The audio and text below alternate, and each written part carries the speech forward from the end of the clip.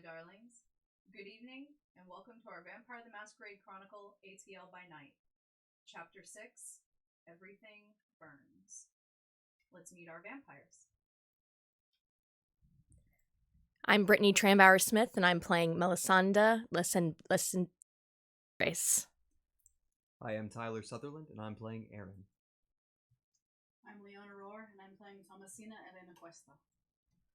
Zachary Vaudo, playing Anton, Krovopuskov. And I'm Dustin, Fletcher, and I play Cyrus. And if you're tuning in for the first time, you can check out all of our past episodes on our YouTube channel, and the most recent episodes will be available VOD here on Twitch.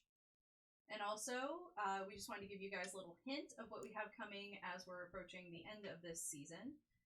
Tabletop gaming has gotten so popular, so we've got a lot more people coming into these worlds that maybe have never tried it before. So after this season, in the coming weeks, we will be debuting a show focusing on the World of Darkness games, starting with Vampire the Masquerade, to help you get started in playing in this fantastically dark world. So we'll have more information on that coming out, but we wanted to go ahead and give you guys a little hint. So, all right, now sit back and relax as we tell a vampire story.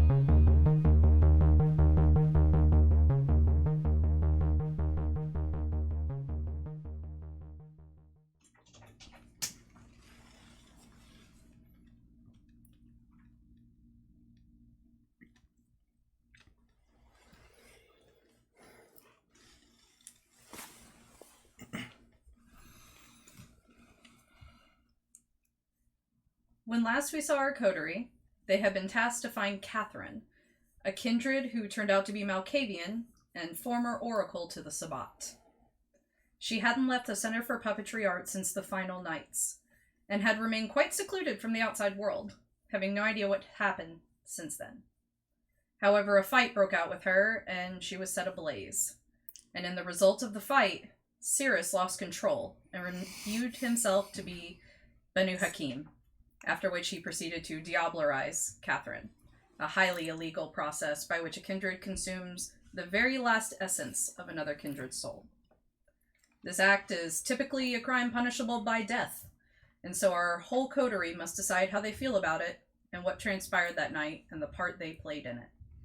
True to their word, the Primogen all have backed off, and so some of your friends have as well, giving you all a few days to think about what happened and how you feel about it and your place in finding the lost childer. Aaron, Denise is waiting for you on the lakeside at one of the small setups, just 2 chairs with a small stump between them. She's wrapped in a thick blanket, just blankly staring out over the lake, and it's not until you sit down beside her that she notices you. She says, "Oh, hey,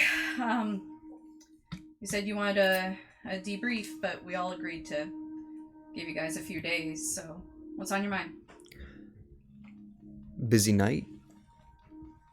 Yeah, busy few days, really. Are you... Alright, before we get too far into the yelling at me step, this is going to be blunt, but how do you deal with the politics of the city? Barely. typically Camarilla stuff really isn't my style, but they're claiming to be different and to be better. And this is probably the first time it hasn't felt better. I mean, anarchs sometimes are no different, so. But the best way to deal with it is to think of it like you do with your police cases. Your fellow kindred are still people like you. Maybe you're not humans anymore, but they're people like you. And so you need to approach them as such. You need to treat them as such. And as for the politics, just remember someone's title and stick with the respect that comes with it. There goes all of Olivia's obedience school training that she put me through, right? Sort of. Sort of. She means well, and she wants everyone to do well, which is the point of those classes, is to help you be better at being a kindred. We haven't come across as shepherds any of our kind yet. I don't want to step ahead of Olivia, but do you think you could do a better job of training us than she could? So, a lot of Olivia's classes have to do with functioning in our society. Now, after people leave, you get turned over to us, and that's where I take over. But all of the Primogen voted to trust Olivia with this. And that's why. And if we come across any of our kind, any fellow Gangrels, they're going to go to Olivia. They're going to learn best ways to feed. They're going to learn how to understand what's happened to them. Some of them, and I've seen worse cases than you, some of them have no idea what they woke up as, and they've been struggling to survive. That's why she's there. She's not there to teach how to be a Gangrel. She's there to teach how to understand. Thank you. It was... Maybe it's just how much Olivia is. Yeah. I didn't see that the first time. Or the second time. Or any of the times. She was there to be your teacher, not your friend. Speaking of friends, I almost lost some tonight. It was very quick, and some of us turned on others. I want to thank you for helping me, not so much physically being strong, but mentally keeping my head on straight. Because if she'd turned me,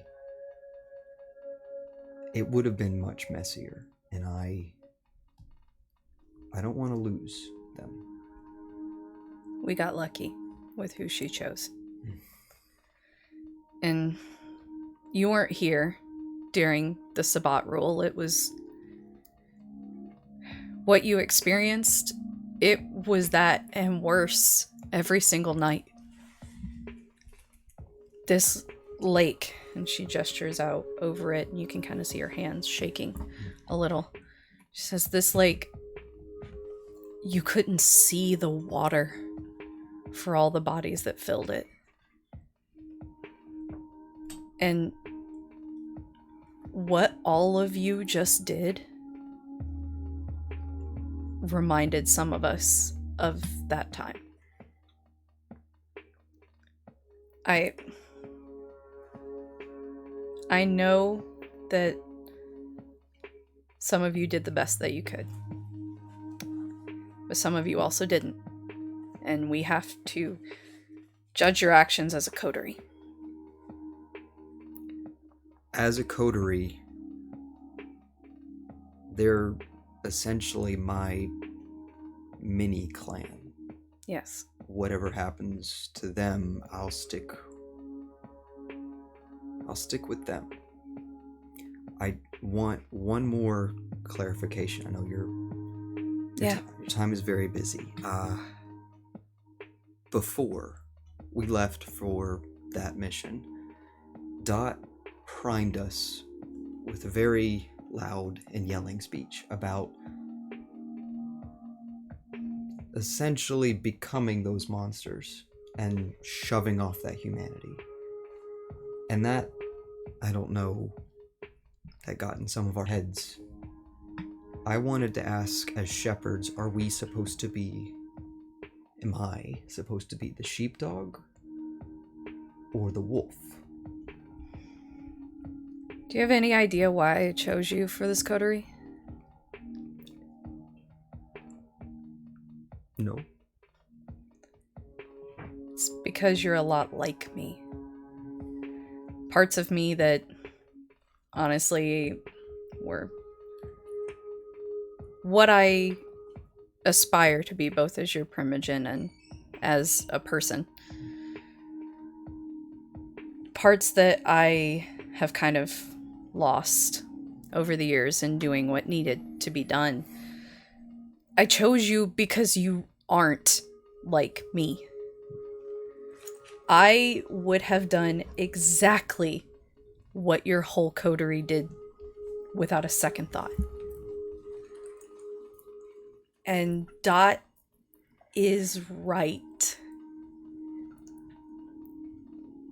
You need to consider these people the same way you consider humans at your job. But you are still a monster. We all are. The more we deny that, the more we risk losing control.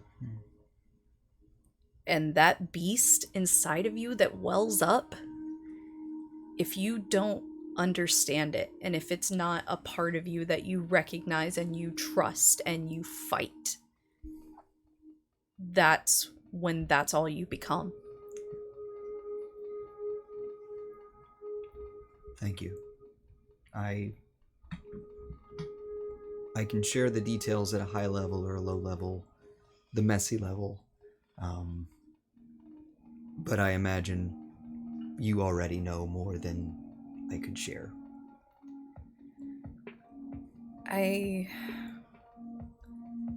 rest of the coterie and I, our Primogen Council really, have decided that you all need to go visit Proctor. Okay. And you all need to experience the weight of your actions and the weight of the decisions that you are making when you go out and find these lost child, or because you are not just affecting their lives, you're affecting more than them. And Proctor, she's the Tremere. Tremere, thank you. Yeah. She never really comes out, so this was her idea, which hopefully will kind of tell you how bad it is. Mm-hmm. Okay. I'm not gonna yell at you. I'm not gonna fight you on this. Okay. You all made a mistake, and it's a mistake that every coterie has to make at some point. It just hurts. Okay. I know I said no further questions, but I do have one more question. Okay. Was there a chance we could have turned Kathrine? Yes.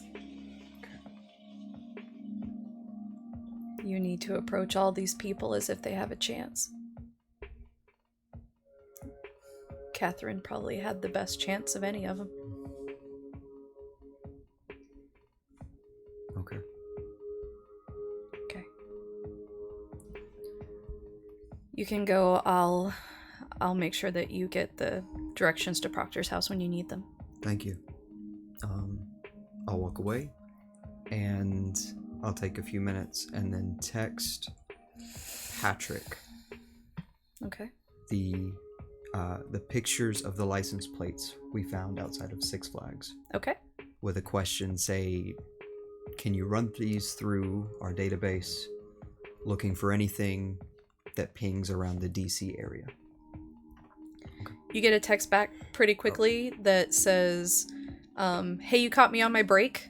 Sure thing, I'll look into it. He never sleeps. Awesome. Just long blinks. Nice. Okay. And I'll just settle in and wait till it's time to reconvene. All right. And so next, we are going to move to Thomasina. All right, so Thomasina.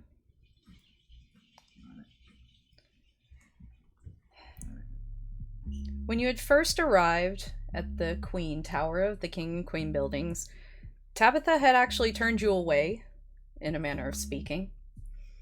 She kept you, held in a guest room, for 3 days, letting you do as you please, but also not letting you leave. Your devices confiscated, and Philip, your only companion. When she finally greets you after you're awake, her demeanor is cold, colder than usual, and she sits across the breakfast table from you. She says, I trust you've been sleeping okay? I know your accommodations were unexpected at best, but I made sure the living area was to your specifications, I guess. Due to your public persona that you see so fit to maintain, we had to have you out of town on a business trip while we cleaned up your little mess. You set a lovely table and you make a lovely home, and I have had a lovely time. But I gotta know whether or not you think I gotta get home, because I think I do. I think Philip does. I think there are people who at any given moment are probably gonna raise a hackle or two over me missing. You're not missing. You sent out the company email saying that you had a relative that had passed away, and you had to go out of town for a funeral. You think I didn't cover all of this? Look. And she flicks on a TV that's propped up on the wall. And you can see the first part of the video says destroy after viewing. And then it cuts to a security camera showing the entire incident on multiple screens. Shit.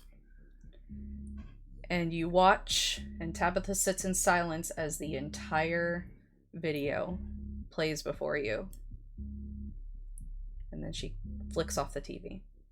She says, firstly, since this did not have sound, I need you to explain to me in full detail what happened, because it looks to me like either you were the only one trying to end this non-violently, or that you didn't have a choice. There were very few options that we had. I had fewer than the rest. I know there's no way I'm gonna get around this. But at a certain point, I had to put myself between everyone else and Kathrine. And why? You are avoiding the why. You put us there. Yes, because that is your job. You knew. There's no way you didn't. We actually did not. Did not lie to you. We knew Kathrine at the Center for Puppetry Arts. You have footage here. You sent us there. This footage came from the cleanup crew that I had to send because of all of you. And don't worry, you'll understand later how we knew. But it was the cleaning crew that found these cameras. They checked what you did not. Do these cameras belong to the center? Yes. So the center knew, at least to some degree. The center did not get these. We sent in a crew immediately after you left.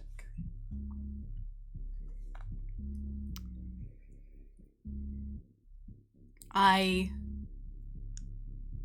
wish I could tell you for certain that I were certainly strong enough, that I were certainly going to have any success here, but all you did was throw us in with what you say was not nearly enough knowledge, and she can control people. She could control people. She could control me. I don't need to tell you, another Ventrue, how deeply uncomfortable it is. Yes. But knowing that this is the situation you are in, believe it or not, brings me comfort, Thomasina. Because I liked to have believed that out of all of these kindred, that you would have behaved yourself differently, that you would have done far better than your coterie mates. So imagine my pain, my lack of pride, to see you seemingly acting unlike yourself and a part of this. So yes, it brings me comfort to know that your poor decisions were not decisions. I have learned. I have put my own pride away as far as I could. And I am so sure that you are going to put us back out there. Yes. This is the job you were hired for. And even knowing, after seeing all of that, that you're going to put me at the expense of everything else that I've been building with the schools, at the expense of the community that you wanted a stake in, that they wanted a stake in. No joke intended. Who better to understand the necessity, the importance of training up children to be better than their predecessors? Who among this group knows that better than you? I just don't see what we could have done. Convince her. She convinced me easily enough. After your coterie became aggressive.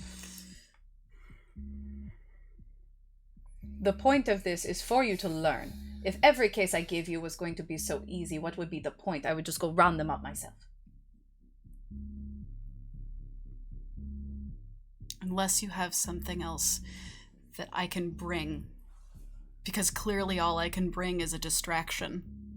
Some way to take all of these cheerfully misguided children and just slowly guide them away while everyone else does something useful. That felt great. I'm so glad that I can serve. Be happy to do it again. And I can only anticipate the days where we have children that we can actually turn that won't. Are you quite finished with the temper tantrum? Yeah. Thank you. I have an important question. Yes. What do you think of Cyrus's actions?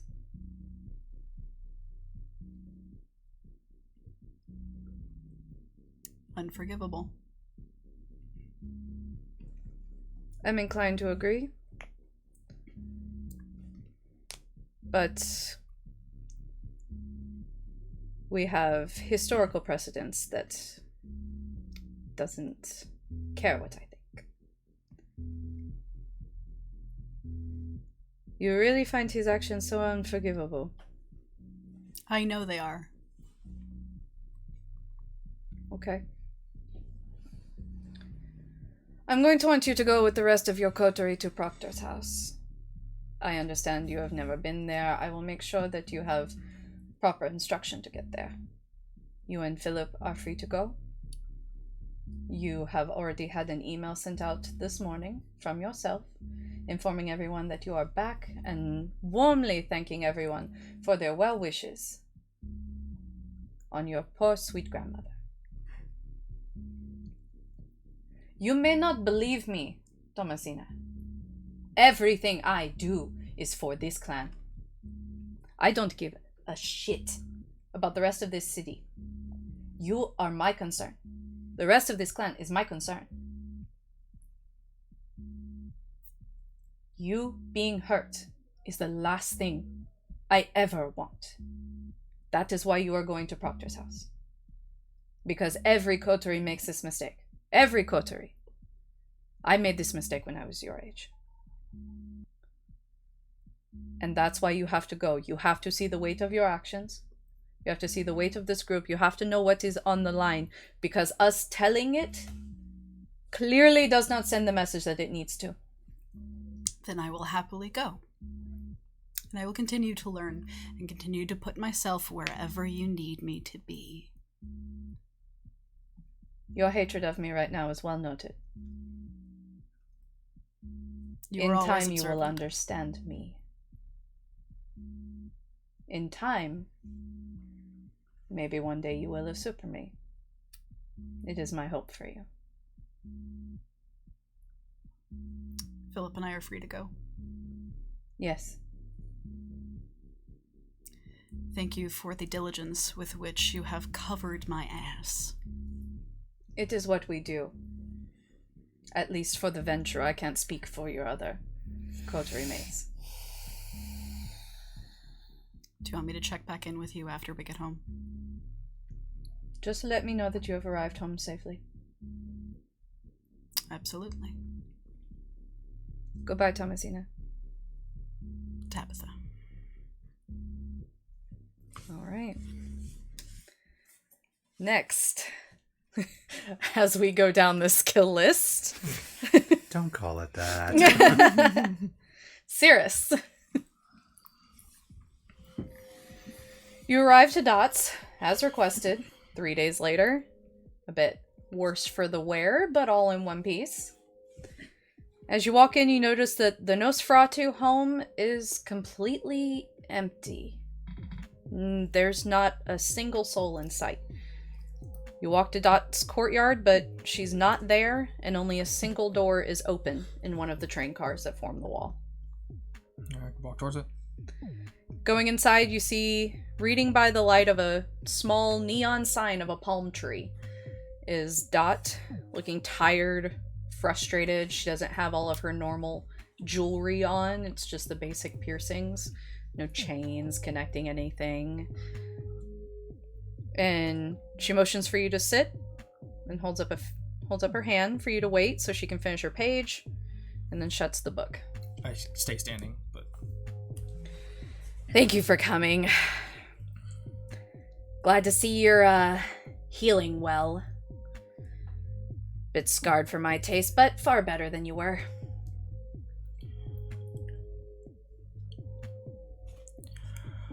What can I do for you, Dot? I told you I wanted to revisit the terms of our agreement at a later date, and this is now that date. Understood. Firstly, do you have any questions for me, or things that you find unsatisfactory in this agreement of my persistence in hiring you to assist this coterie? I understand it's below your typical pay grade. It is a lesson that Haqim has placed upon me, dealing with them. I will continue to do as the contract states. You have already paid. Any wish for revisions?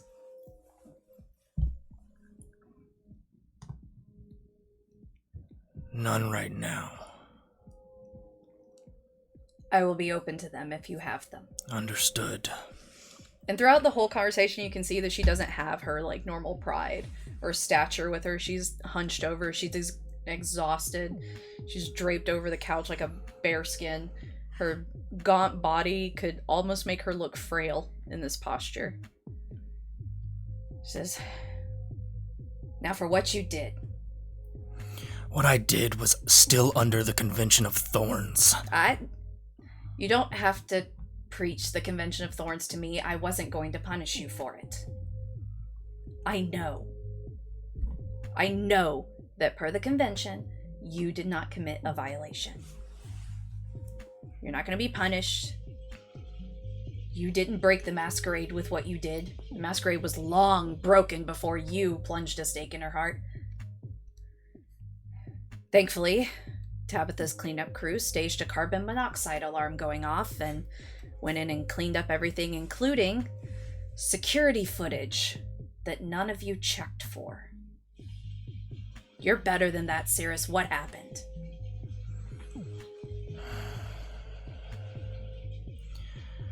Mistakes were made, apparently.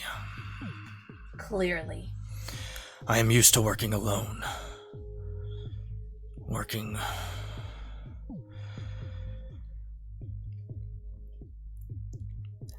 Thinking with other heads along. Other licks. Poses. Challenges. Frankly, I was gonna burn the place down. And you think that would have been satisfactory to our contract?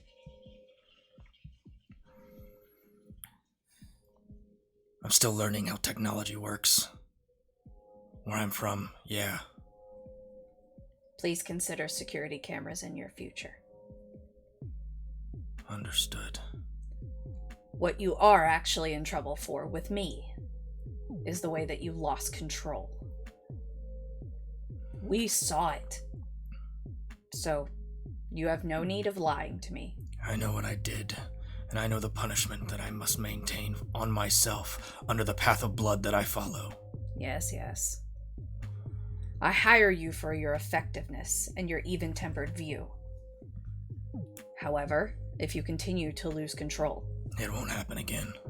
If you continue, you will become a liability.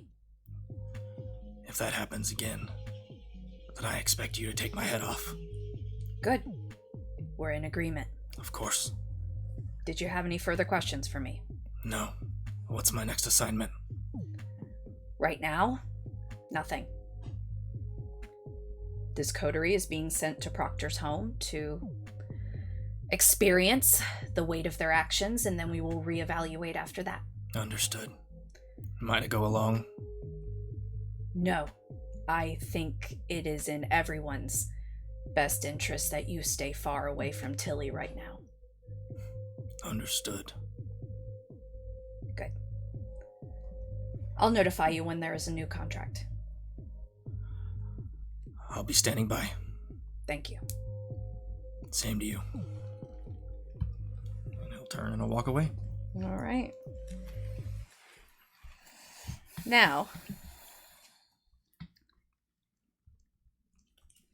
Melisende. Mel, as you head down to the regular Kenny's Alley spot where you typically meet Falcon, area looks a little worse for wear now. Construction's gotten a little further along and this part's getting more neglected as time goes. And there's just 2 folding chairs. And in one is Falcon looking tired. Her coterie isn't with her. This time, no birds of prey. It's just her in a lonely alleyway with the sounds of the street overhead. And when you walk in, she looks up at you and just, "Oh, wow, you look great! I'm loving that hair. Did Jean-Jacques do that? Is it his idea?" Well, no, actually, it was my agent's idea. CNN said that if I'm going to continue to have emotional outbursts, I should look like I'm edgier than I am. So, here we are. Got the red. I actually kind of like it. I like it too. I dig it. Have a seat. Yes, of course. We gotta talk about your coterie. Yeah, I got that text while I was in Jean's chair, and I didn't hear any sound, so I don't really have any context, but what happened? Honestly, I feel like it's all my fault. So, I'm really sorry for what you're gonna have to deal with later. Because of this, because we sent them towards someone that we knew of, we didn't have details of.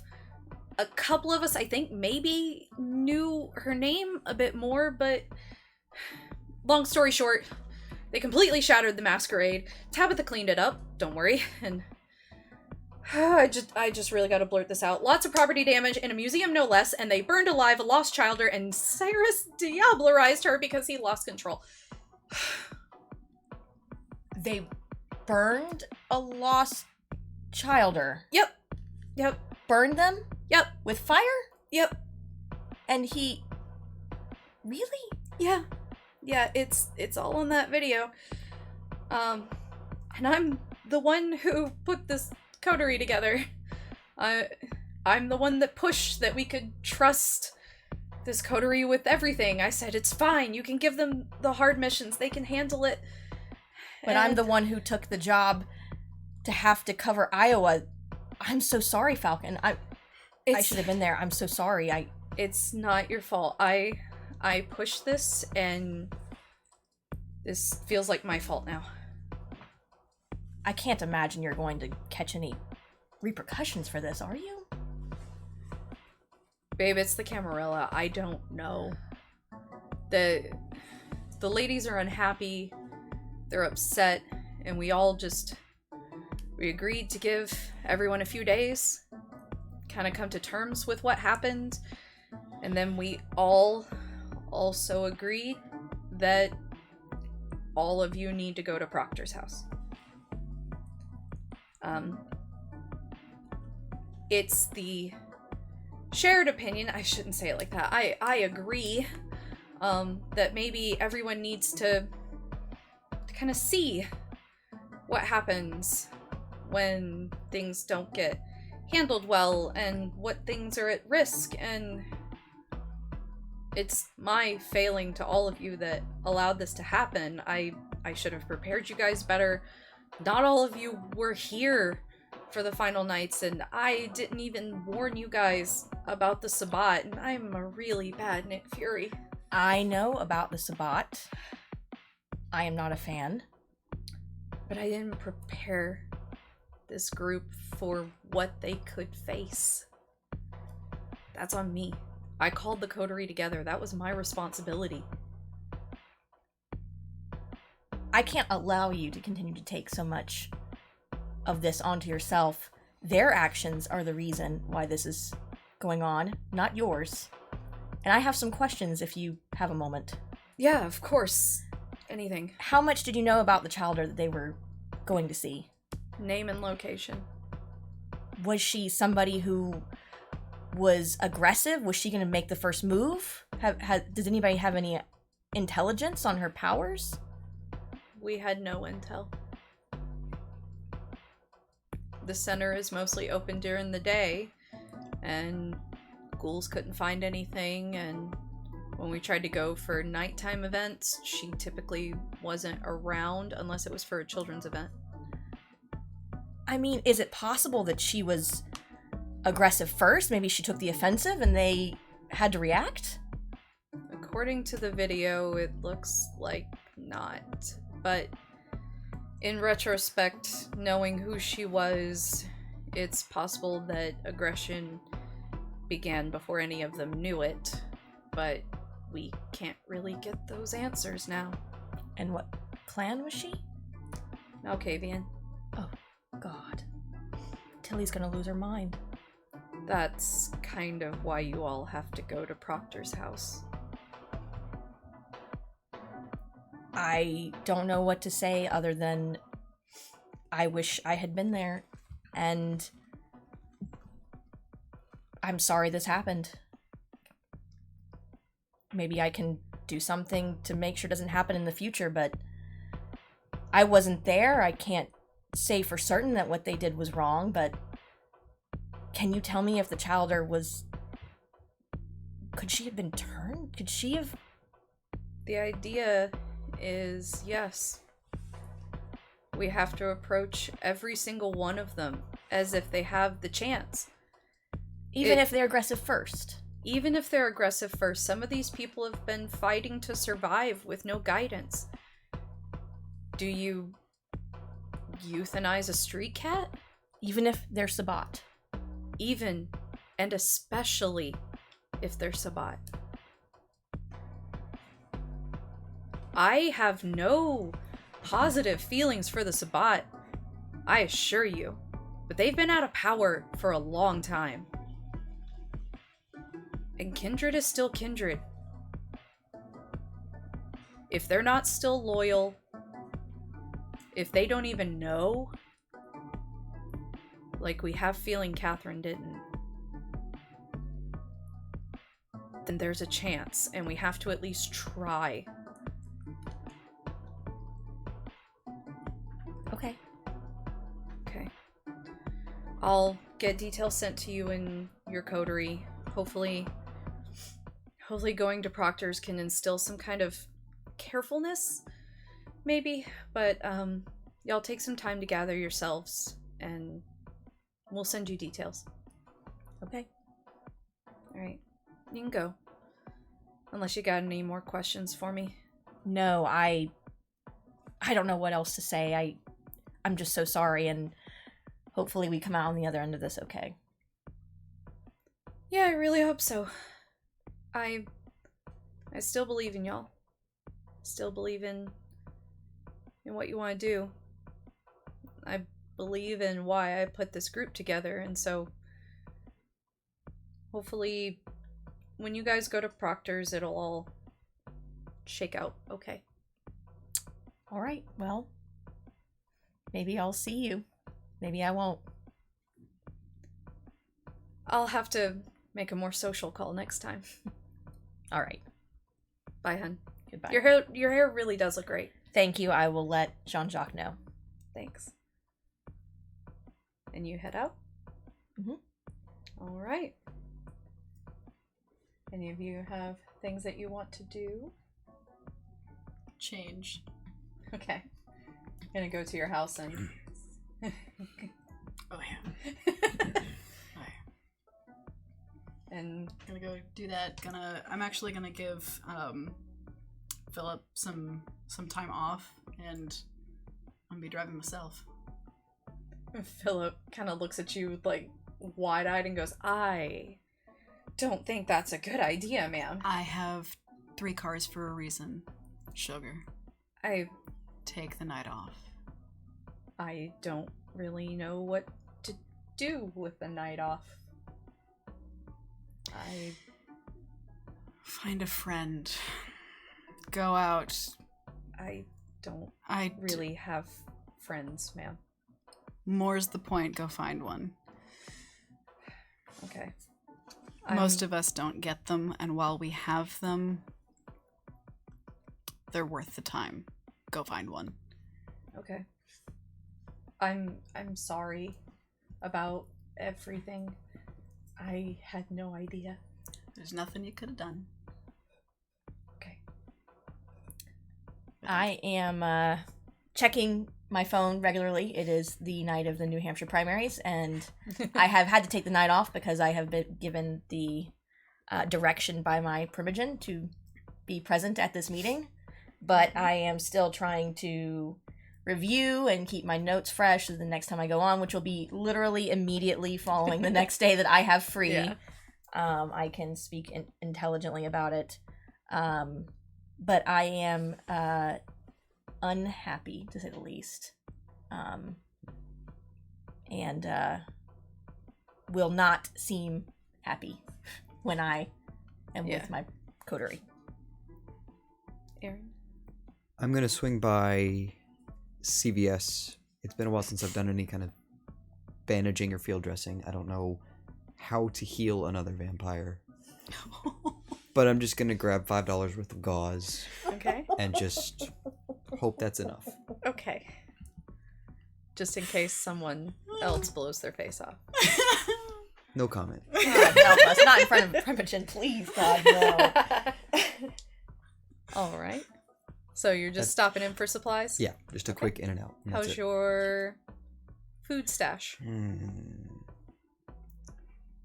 It's getting really low.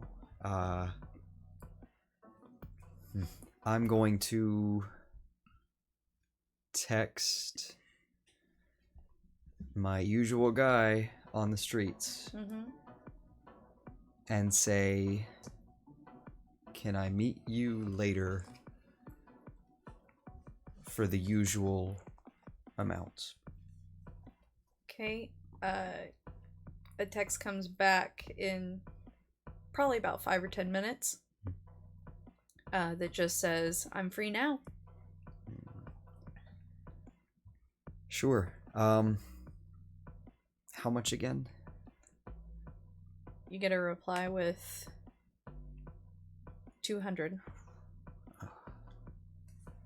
I'll text back. Give me a few hours and I can meet you later. Text back says, cool, same spot. Sounds great. And while you're doing those replies, you get a little banner drop down from Patrick. Mm-hmm. And he says, got a hit on one plate, can't find the other two. What am I looking for? That is amazing, Patrick. Looking for something tied to human trafficking. He replies back with, heavy, bro. I'll keep looking. Right. Anton, you receive a text message from Proctor. Day of, I imagine. Huh? Day of, I imagine. Night of. Night of. And it just says, you will be coming by later, but you'll need to meet up with your coterie first.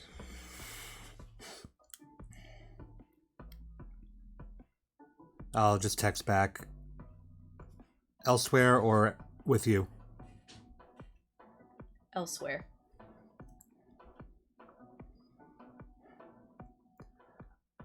Understood. And I will just group text of, like, blue phone group text. My place in 30 minutes, question mark. And then I'm going to run down the road to the nearest place that sells food and pick up a bushel of apples. Okay. And just come on back. Okay. So just run down to a little bodega and grab a bag of apples. Yeah, CVS, something, anywhere. Okay. And what's your group text calling everyone to the Athenaeum? Yep. Well, just my place. They only know my place. All right. Head straight there. Okay. I get in my Genesis. And it's been a while since I've started up, been a couple weeks or so. And it's still doing just fine, so I get my stuff and I head over. If you could, since it's been a while since you've driven, I need you to make me a dexterity and drive roll. We got dice up here if you need. It's, how many? Whatever's in your sheet. Let's see. I can double check for you. Drive. So that's gonna be Got 2 in the drive. 2 and 2. So 4 and replace 1 with your hunger dice. 3 black, 1 red. All successes. Well, there you go. Now I get one. Now I get one. Playstation can drive.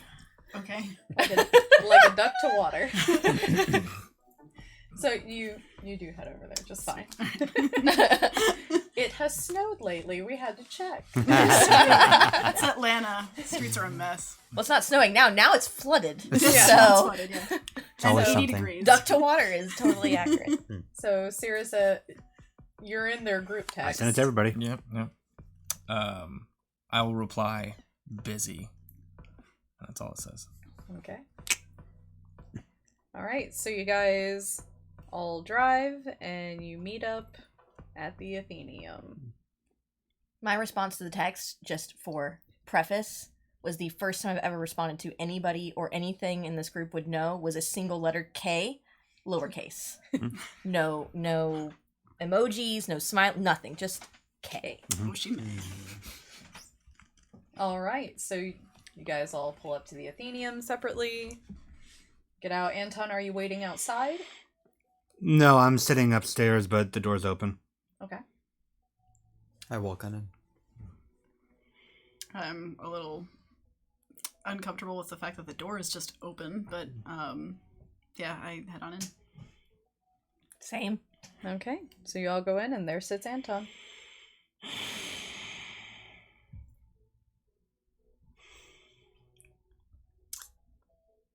So, You set somebody on fire. Eh? And as Mel speaks up, you guys look, and she has a very different appearance now. I like the hair. Thank you. No, I didn't set anybody on fire. I just kept it going. So then, Thomasina, was that you? I didn't set her on fire. Didn't. She tried to put her out. I did. Aaron? No, but I shot her. And that leaves our invisible friend. Why? You ask such a simple but difficult question. Do you remember what I told you about the final nights Yes. and the Sabbat? Yes. That is what we walked into. You walked into the final nights We walked with into a one Sabbat. lady. We walked into a member of the Sabbat who controlled this one, hurt me with just her mind. I don't even know what she did to Cyrus. How did she hurt you? You seem fine. You don't know many Malkavians, do you? I actually do. Then you should know better I that they are also- capable of affecting you without a touch. I also know that Malkavians are few and far between in Atlanta. And taking one out is like killing an endangered species. And this one was a seer. Her powers were extraordinary. Was she really a seer, though? There's no way that gibberish was just made up. Something about an elephant and gold and... I'm sorry, what? She pulled a prophecy out of Kermit the Frog, okay? That, yes. Does anybody remember what that prophecy was? Elephant being attacked by shadows. And Gold tips on the tusks. And it fights back. And there's a ringmaster. He wears funny sunglasses. The elephant beats them all and rises up triumphantly. Okay. Just want to reiterate, from Kermit the Frog. Not a very reliable source. And yet one that kept repeating it, apparently. She'd been around it for years. She had voluntarily Do hung you out. have any idea what Malkavians live with? Have you ever known one personally? Have you ever spent any time with one? Not willingly. No. Several. Anton, how in the world could you have taken this as a necessity to murder a childer? Childer. That's what we're tasked to do. If you ask me, they had wrong intel. She has been in that place for 20 years. She is member of the Sabbat. She is willing member of the Sabbat. She believed that her bodyguards, who may or may not exist as far as I know, other Sabbat, were coming. Did they ever show up? I was the bodyguard. That's how good she is. At any point, she could have controlled someone to turn them into a bodyguard. I was putting out the flames on her arm. But she wouldn't need a bodyguard if we weren't being aggressive. Aggressive. I stood between her and a rocket blast from the fucking wall. But why was there a rocket blast from the fucking wall? You'll have to ask our missing friend. He left, and then the wall blows up behind me. Okay. I do not agree with every action that happened. But, and I say this with all respect, I will be damned if you speak to me about how to behave around the people that nearly ripped the city in half. That was 20 years ago. It was for 10 years, and they never went away. And it was one of them, Anton. One that we could have turned. Have you seen what one of them can do? I have. I have too. I have the video. Then you saw exactly how easily it went for her. She made you a puppet. Did you hurt anybody? Did you hurt yourself? I very nearly did. But did you, though? Cyrus did. She told him to put the gun in his mouth and fire. And when was that? After he Doesn't shot? matter. She had the ability, and she did it. And you have the ability. No, You may not have the ability to control somebody with your mind, but you can do other, more dangerous things, Anton. I can't make people kill themselves. No. But you can do other, more dangerous stuff. Does that make you worthy of being killed? If I turn on the rest, yes. As delicate as Tilly's situation is, I don't think adding another wild card to the deck is going to make it any safer. Especially if they're as powerful as what we saw. Kathrine and Tilly would have gotten along like Will. But you're right, it went south quicker than it should have. I did also see that maybe she made the first move. Is that what happened? Was she aggressive first? She told us that she had others coming to take us, so we tried to close in. She did something to Cyrus, she did something to me, and then she controls this one, before we ever lay a hand on her. Okay. Granted, I am no saint in this matter. I had plans, but... What? I vaguely remember seeing you fall from the ceiling, is that right? Nah. Okay. And, were you hurt in this altercation? Briefly, I'm sorry. Tape? Yeah. Yeah. Tabitha got them. I got them. Just another test, then? No. Security cameras were not searched for when you decided to, break into a national museum. Tabitha sent in a crew. I understand it's been cleaned, so at the very least, you can be assured that the Masquerade is intact. Fucking security cameras. Yeah. Well, that's the least of our concerns at this point. At this point, a vase goes flying across the room and shatters against the wall.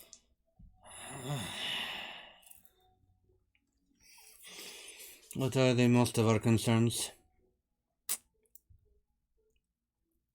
Does your friend want to speak up, or... I don't know. She hasn't spoken to me in 3 days, assuming it's her. There is no response. Well, the worst is, I'm sure all of your Primogen have told you at this point. Final judgment. I got an instruction to arrive a half hour ago. That's all I know. Well, I was also told that I should meet up with you all first. Which I think is smart. At least we can go in as a unified front. Unified front. I don't agree with what happened, and I do think that it could have gone another way, but I am no fan of the Sabbat. I have seen what they can do. I do not agree with the carnage and the unabashed terrorism they brought. And the Lost Childer, that is something I cannot abide. But Falcon seemed to think that maybe this Sabbat was different. And maybe she could have been brought to the Camarilla. They didn't know anything. Do you know what they knew? They knew she'd been there for a while. But then if she had been there for a while and there hadn't been any huge breach of the Masquerade in the Center for Puppetry Arts, then that must mean that she couldn't have been so terrible, right?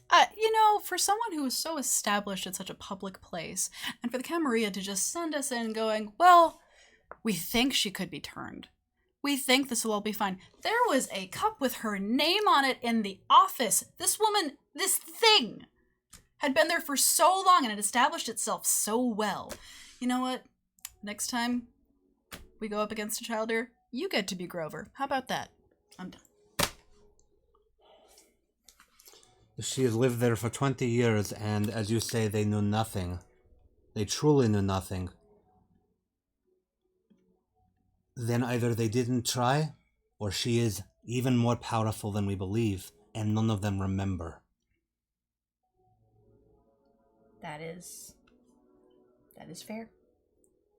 That is the magnitude. The bottom line is, it's done now. All we can do is face the consequences. I assume Cyrus will face them on his own. It's pronounced Cyrus, by the way. We discovered this. I have no way of knowing that. I don't think any of us do. No? And is there anything about him that I need to know? Are you familiar with the Banu Haqim? I am. That is what our mystery friend identifies himself as. Ah, explains it. Explains quite a bit. What is their deal? Banu Haqim are assassins, historically speaking. That is the abbreviated version of it. Very preoccupied with justice and judgment, as you may have picked up on his taglines. They don't exist in this city in great numbers. They only are here when they're needed. And it seems that one was needed. Yeah. Just to bring down all of this on our heads. Well, to be fair, it wasn't only him who had a part in this. And I take responsibility for my part as well. What part? You want there? You're right. My part. No. That's fair. We're acting as a group now, a pack. We have to move in sync. Whether there's consistency of one person going in and talking kindred to kindred, or a better approach to how to dissolve a situation in our favor, we can't keep going in blindly. One of those might be not letting Cyrus go get the big gun out of his truck. You know, I can't fault him because he gave me a gun, by the way. Oh. It's pretty nice. But on a more serious note for that, he went feral. And I haven't seen that in a while. Are you okay? I'll be... no. Thank you. I have not gone feral in years. And my Primogen told me essentially that you can't just lock that beast in the cellar and expect it not to tear things up. So, next time I start getting a little hangry, I've got just a little bit. It's my last one. This, Anton, we talked a little bit about this. Nah, I'm impressed by it. This is freeze-dried blood. It's not super potent. It tastes awful. It's true. But it's a bright yellow package, so that if I start going hungry, toss it in my direction and run? Because that's probably the best course of action. Thomasina, I helped you a little bit, and I don't mean to be crass, but can you help me back tonight with getting more? Oh, yeah. It could be a little fun. How much do you need? I need a little bit from you and from Anton. Anton, do you have a teacher laser pointer you use in your classes? No, everything is digital, but I might have something downstairs. Great. If you could get me one of those before we head out. And then Thomasina, let's run a scam. You got it. Okay. I'll head downstairs and dig through, and I'll just find like an old laser pointer. Battery's probably half dead in it, but sure. Okay. I'll text my black market contact. Ready. Okay. You get a text back that says already here. Okay. It's just a short drive down the road. The idea is it costs a lot of money for black market blood. And I am very poor. This is not the first time I have not paid him. But I think on a small level he understands that he would much rather be jolly man swindled than for me to take it from the tap. So, we're going to go there. I'm going to greet him.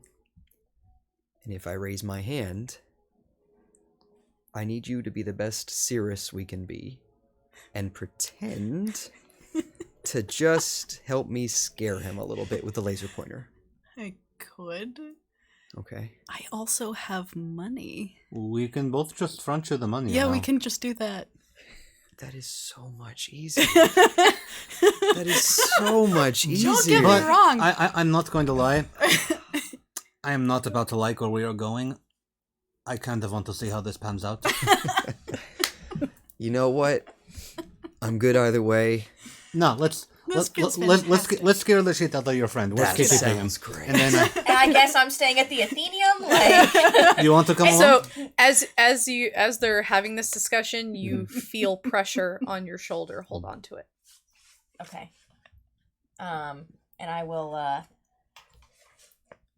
hold my shoulder as though I have some pain and say, I need to I'm gonna just head into the bathroom real quick. I've got just a little crick I'm gonna work out. So I'm gonna Okay. Okay. Okay, so you guys are heading out Y'all to wanna go drive scare with a me? black market dealer. I suppose so. I'll lock the door for downstairs and just Okay. head on out. Okay, and so Mel, in the bathroom, once you have the door fully closed, you wait. You hear the front door shut.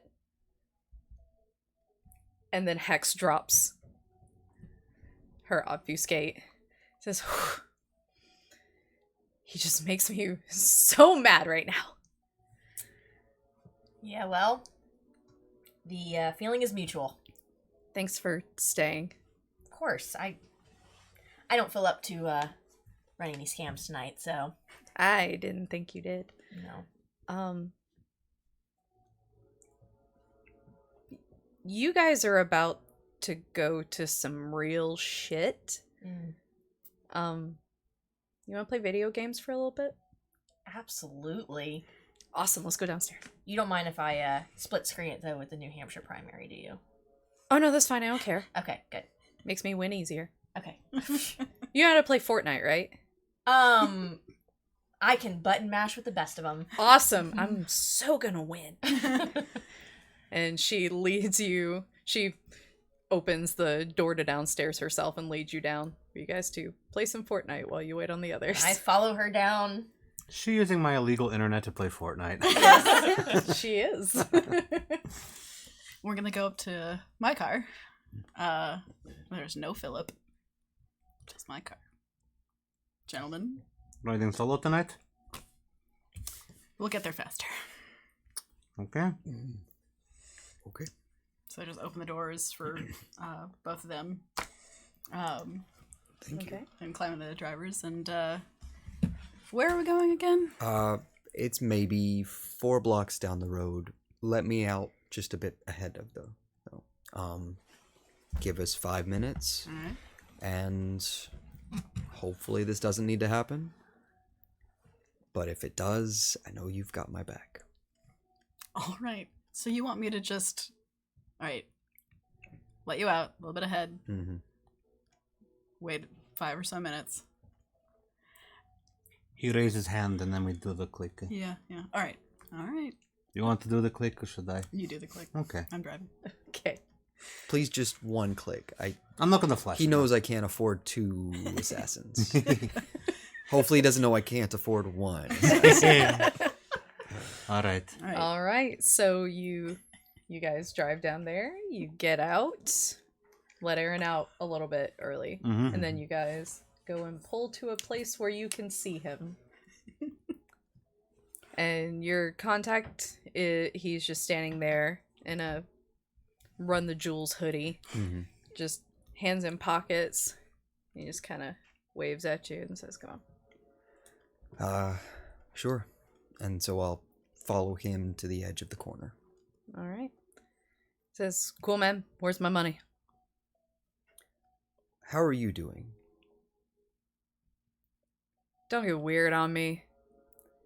Because You're I know getting weird. we didn't end on the best of terms last time. I just want to Yeah. make sure that there's no bad blood. Nah, it's just the good shit I got. What all did you bring? I got different types, and I even got a doctor for you if you like. I guess it has better flavor. You know, that is amazing. Yeah, we did some blood drive at like a college or something. One of the professors jumped in. Nice. Do they have any kind of identifiers on them, quality checks, or is this just pump them and pull? I mean, these are straight from the blood bus. Okay, good. Yeah, no, this is good shit. I've got, and he kind of like slings his backpack around and kind of flips through him. He's like, "You got a type preference or something?" No, it's all good. Cool. You want the doctor? Sure, throw him in Okay. there. And he pulls out a brown paper bag and says, "Money." Come on, dude. Are you sure that there's nothing else I can get you?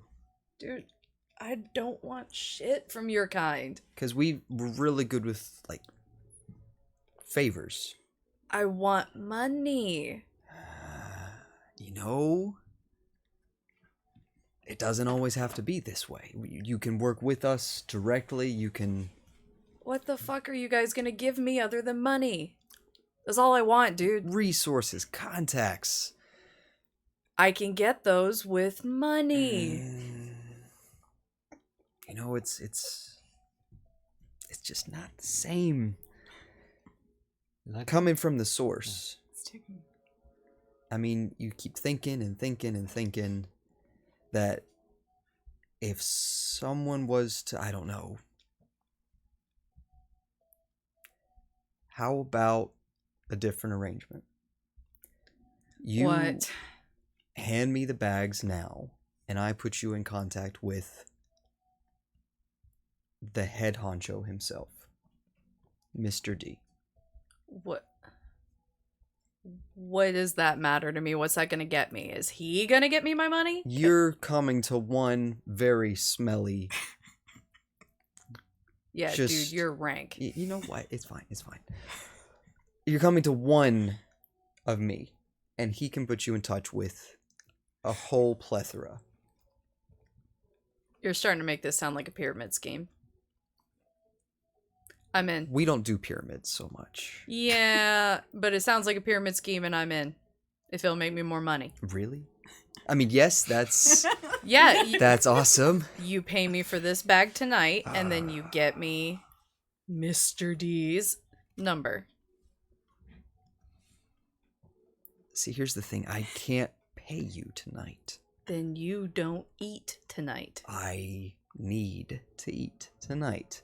And it's best for everyone if you can continue serving in not just this capacity, but a fuller capacity.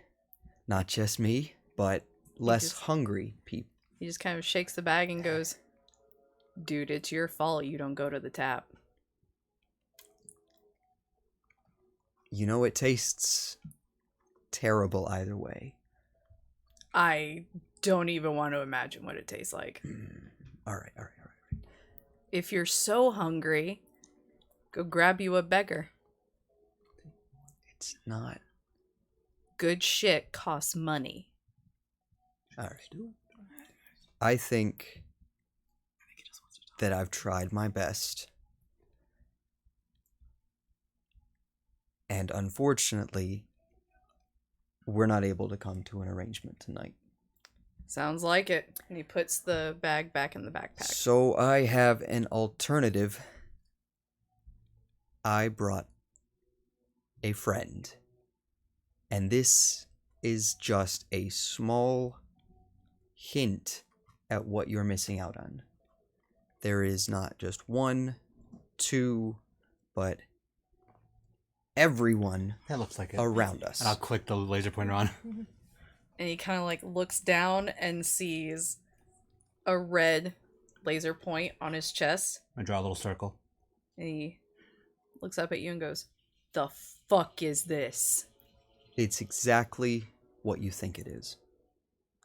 Now, I'm not paying tonight. I will pay in the future. That is my arrangement. I'm going to try to draw the Disney logo.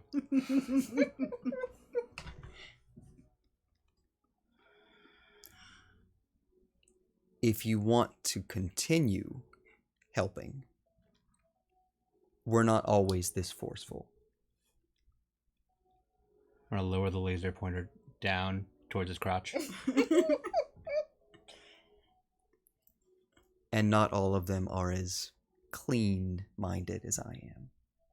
Can you make that S thing they used to do? Yes. Well, not easily. You're going through all this trouble for one bag.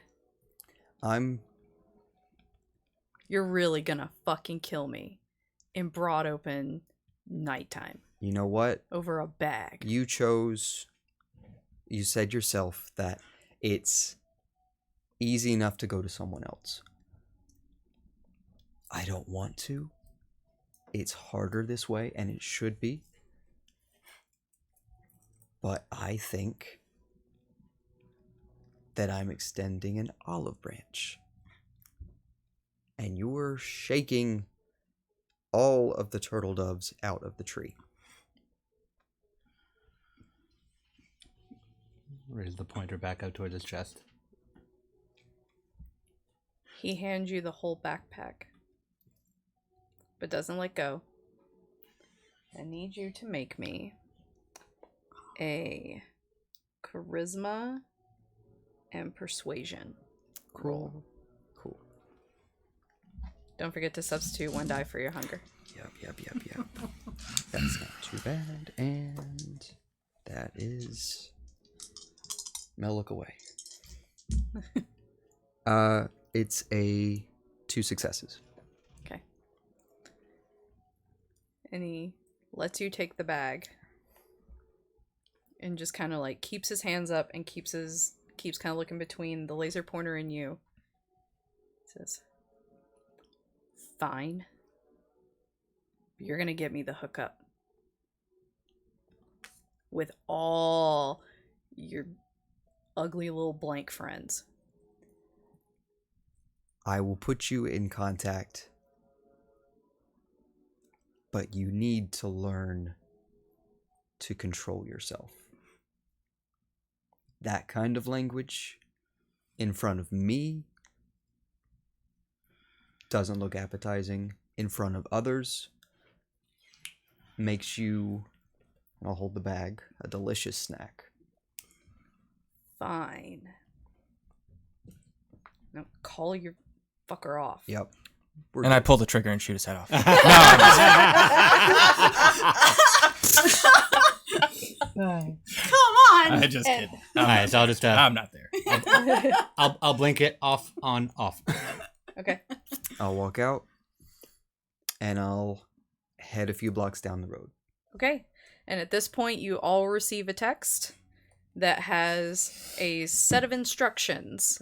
And that is where we are going to take a break. So, come back with us.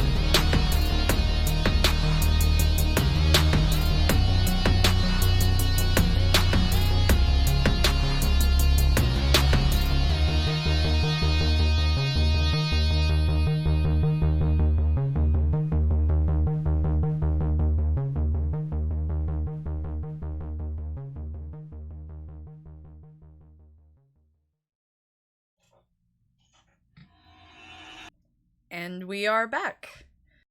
So to the coterie, you got your text message with instructions on how to get to Proctor's house. There's no address, just a list of instructions. Let's go get Mel. I know how to get there. All right. And we are still sitting on the couch playing, and I'm looking at the screen, and then I'll start button mashing and checking my phone just to see what's going on with the primary. Oh, Yang dropped out. That's unfortunate. I'm still playing. Really poorly, really badly. I'm just button mashing, and the person. Oh yeah, who's doing Hex all is like, the this is the thing. best game of her life. Yeah, it's like it's not really doing anything. And I'm gonna stay in the car while these two go get her. Yeah, I'll just go in.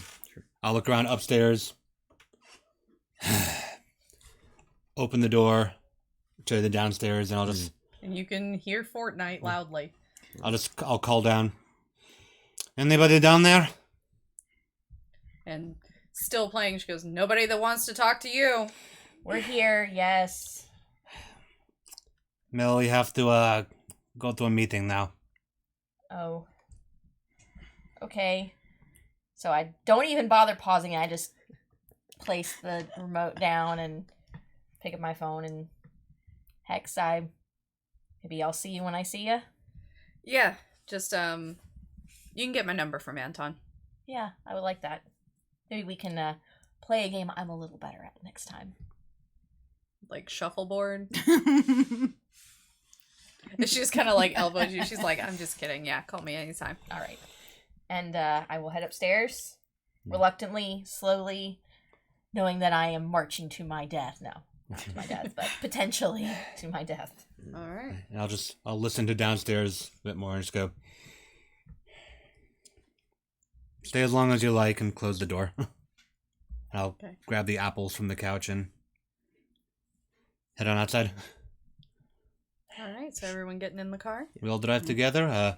Thomasina is a surprisingly better driver than one would think. It's a smaller car, that's all. Certainly bigger than my Prius, so... But this one's even more gas efficient. Let's go. All right. So you guys get in the car and you start following the directions. They're just kind of weird directions. They say, like, go down 3 lights, turn right, follow highway until 5th Alexander Shannara billboard.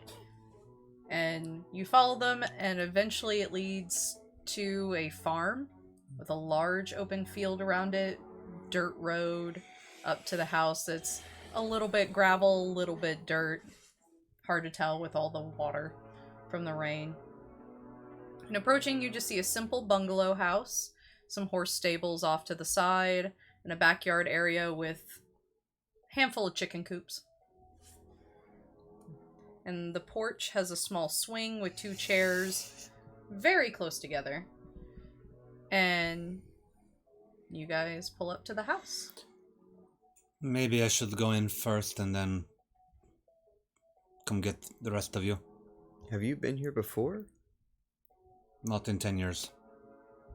It just doesn't seem much like your magical house. We're all different. And we all have different value sets. Sit in car or sit on porch. I imagine I will come get you when my time is done. I'm gonna stay here. I'm certainly not eager to face whatever we're going to face, so... I'll get out of the car, I'll take my apples and just walk up to the door. Okay. I'll raise my hand and knock, but I'm going to wait a couple seconds. And I'll knock. Okay. It takes a minute. A long minute. And then finally, the regular door opens, but not the screen door. Mm-hmm. And there stands Proctor, looking disheveled, exhausted. She typically looks pretty slack, but this is more unkempt than you see. Not a far cry from how she looked last time you saw her, but something's weighing on her. I'll just hold the apples, the apples up in my hands and go, do you still have horses? Says, yeah. Drop the bag by the stables and you and your coterie come on in. You want us all at once? Yeah, I'll talk to you when I need to. Alright. I'll turn to the car and I'll wave to them and I'll just head on over to the stables and put the horses out. Are they asleep? The horses are generally asleep. If they were awake, they would probably spook Okay. at you, since animals do know. Fair. I'll just put the apples near one of the stalls and head on back. Okay. I'll turn the car off. Let's go. Sure thing. All right. So you guys go in, and it's pretty simple house.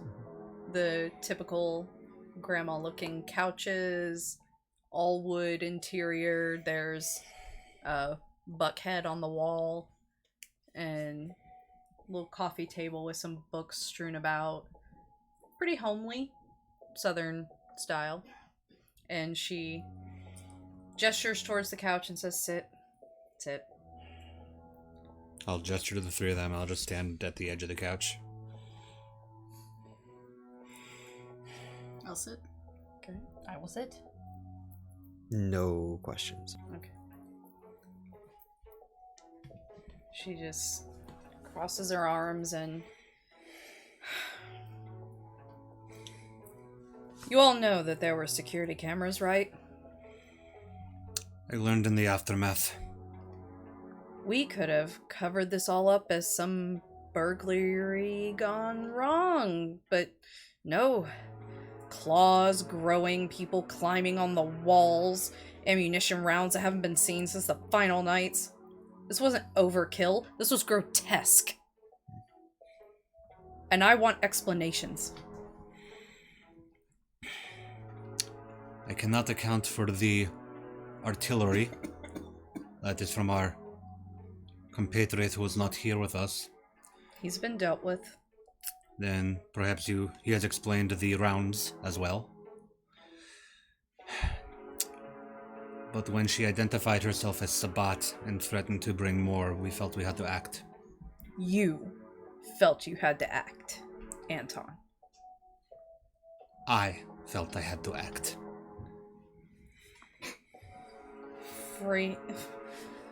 Frankly, I'm the most disappointed in you, but let's be honest, I'm disappointed in everybody right now. And I'm sure you've all gotten an earful from your own Primogen, so Anton, I'm gonna need you to step into the kitchen with me for a minute. Huh? And she gets up and she goes through a door that, as it opens, you guys can see it's an old-style kitchen. You know, wood cabinets all the way around. Terrible, ugly yellow linoleum. And lots of red and white gingham patterns and some kitschy roosters. I'll gesture to my three. And I'll follow in. Second, you're in the room and she's not trying to be quiet, so you guys probably will hear all of this. She says, "Anton, do you have any idea why I chose you? Because it sure wasn't your subtlety and tactical advantages." I was under the impression that Falcon chose me. No. Falcon asked us who we could offer. Some Primogen didn't even offer anyone. And I offered you. Because you survived the war. Of everyone in this coterie, I expect you to know better than to try and bring back those old days. I chose you because the Tremere that are better than you at this were busy, and you weren't. Simple as that. And I'm not saying that to scold you or to hurt you. I'm telling you because you need this perspective. You are not here because of your magic. You are here because you were available. It's funny because that's what everybody keeps asking me for. Do they?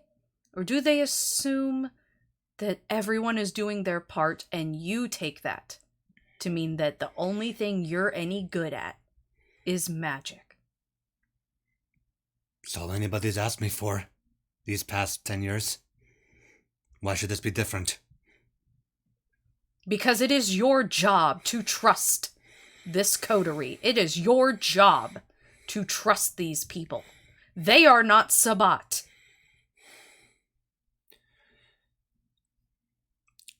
I only have one question. I will accept anything that you put towards me, but I only have one question. Fine. Did you know that she was living across from me for 20 years? Yes. You knew, after what they did to me, and after what I did to them, that one of those fucking shovelheads was a fucking skip from my doorstep. For 20 years. This, right now, this little reaction that you're having, that's why I didn't tell you. It has been 10 years, Anton. 10 years. You're reacting like the war was yesterday. Some of the scars haven't gone away, Proctor. Then it's my fault for believing you could be any more. But we're in the shit now, aren't we? So you need to get your shit together.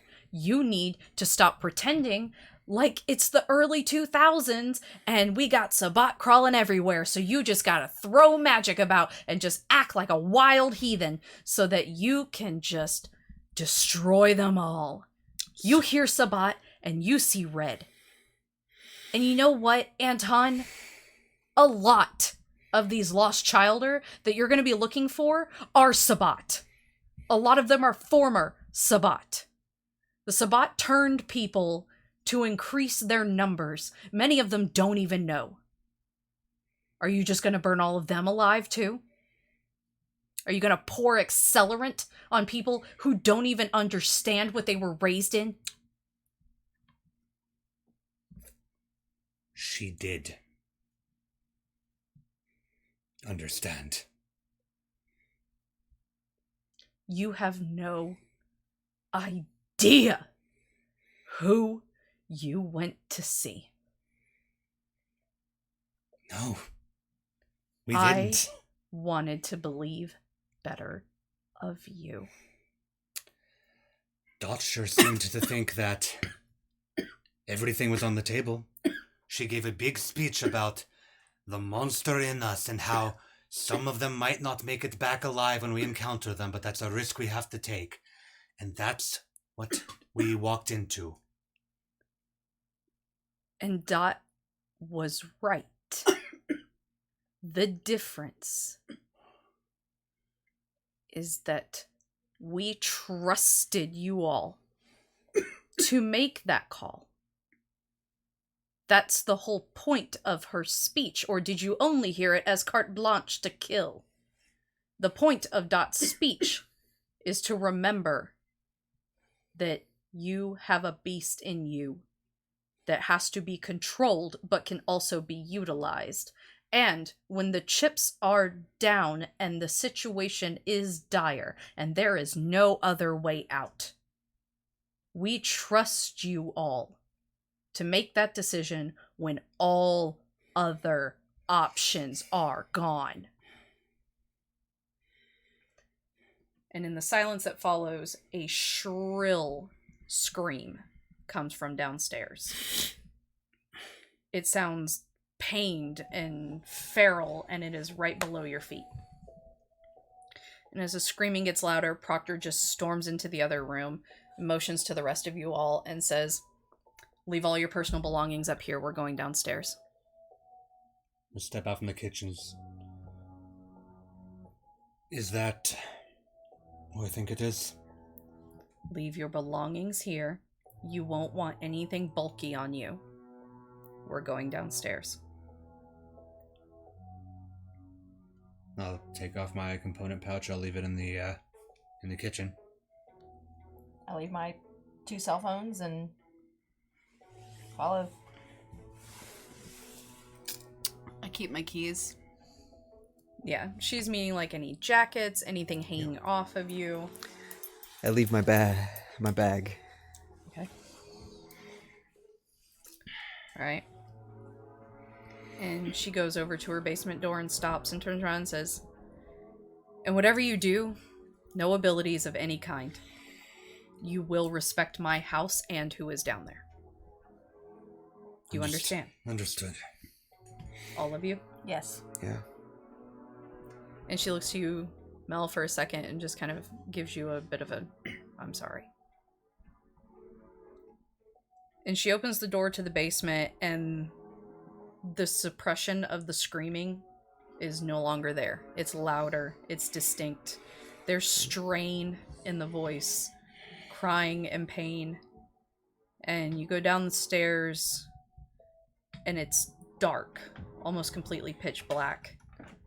And you go down the old creaking stairs, and as the creaking gets louder and louder under the weight of 5 people, it stops. The screaming stops for a moment, and then it starts to panic. You hear quickened breath, light pleading, and Proctor just sighs and stops at the bottom of the stairs and flicks on a little light switch. And you see light faintly filling the room from a light further away from you. And what you can see is hundreds, if not thousands, of black ropes hanging from the ceiling, clustered in ways that you can't make out anything in front of you, just light scants of light. And the forest of ropes kind of sway with the AC a little bit, and you can see that there is someone at the back of the room. She said, "I can only take you in there one at a time. Who's first?"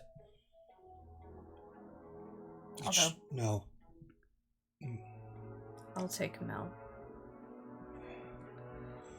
And so she takes you to the beginning of the ropes, and she puts her arms around you in a wide circle. And she proceeds to lead you through with her arms, parting the ropes for you as you go in. Okay. Walks you about 50 feet, gets you just out of the ropes, and comes back. Who's next? I'll go next. Okay. Same thing. She wraps her arms around you, parts the ropes just enough for you to get you through, and makes her way back.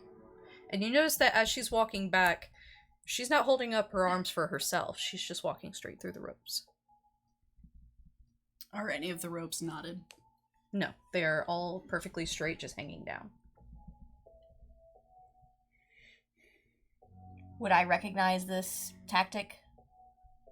You wouldn't. Okay. All right.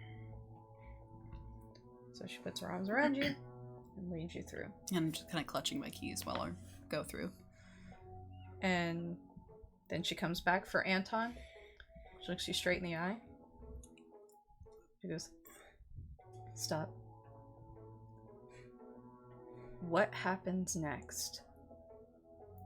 I will not yell at you after. But this is your lesson, and I need you to take it seriously."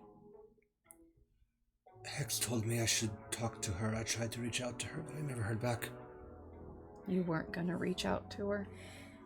She wouldn't have heard you. Let's go. And she puts her arms around you and leads you through the ropes. And as you guys stand there with the ropes, the scent of roses fill your nose, along with blood. And before you sits Tilly, the Malkavian Primogen that you helped find before. Her usual powder blue dress is ripped and torn and bloodied from the ropes that are wrapped around her. Tying her to a heavy old chair that's been bolted to the floor, Thomasina, you cannot see any of the knots. They appear to be wrapped around her. Her face is covered in bloody tears, some stained, some fresh. And she looks exhausted, but still so internally violent. And around her are vases of white, fragrant flowers. And Proctor just kind of gestures to him and says, Cherokee roses. Georgia state flower, they're her favorite. It's the only thing keeping her calm right now. And as she speaks, she kind of looks up to Proctor, and tears start to form in the corners of her eyes again. She says, Lizzie, it burns, it hurts. Lizzie, it hurts. And Proctor walks over and starts petting her hair gently, just trying to keep her from starting to scream again. She says, I know, darling, I know. It'll be okay. It's just a little while longer. Fire burns out, right? It'll go away. I promise. And she leans down and starts to kiss Tilly's forehead, but she starts pulling and thrashing against the roses, or against the ropes.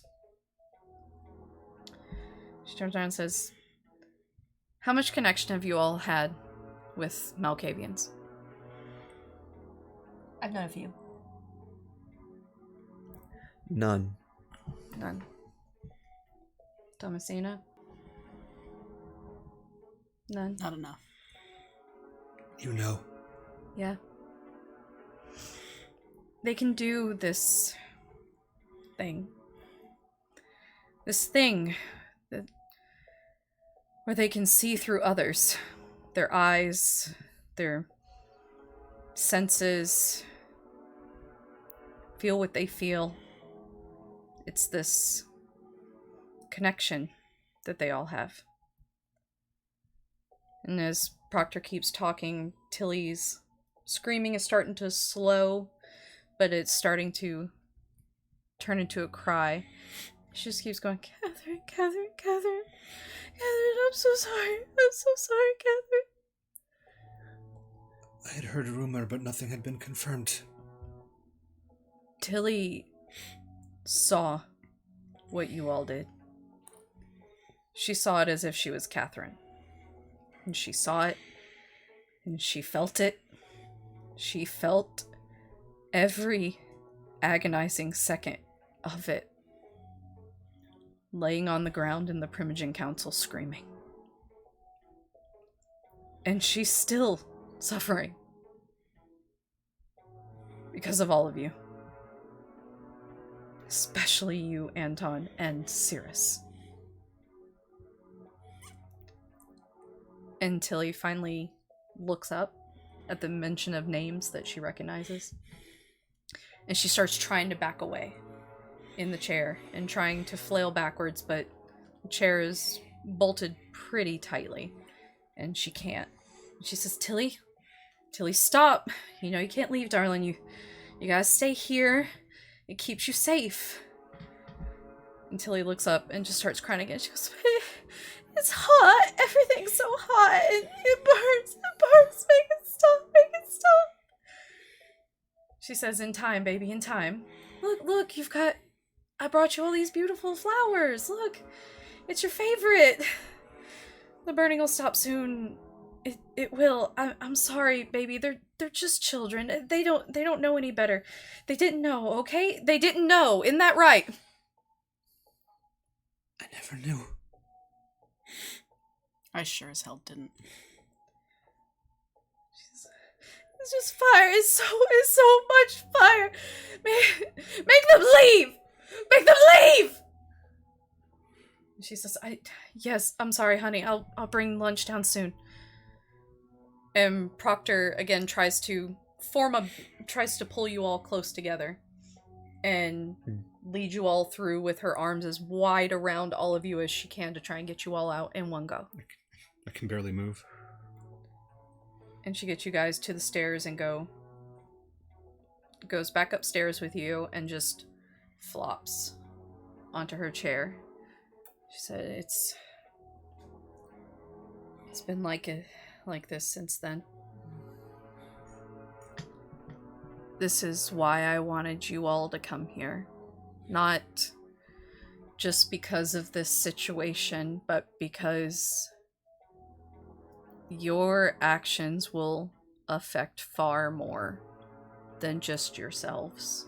And I desperately need you all to remember that. That connection that I told you Tilly has.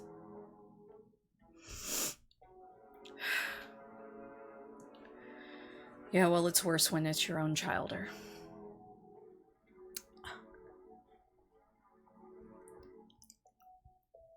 Tilly was Katharine's sire, and the rest of the Primogen Council don't know that. And I don't intend for them to know. Of all the intel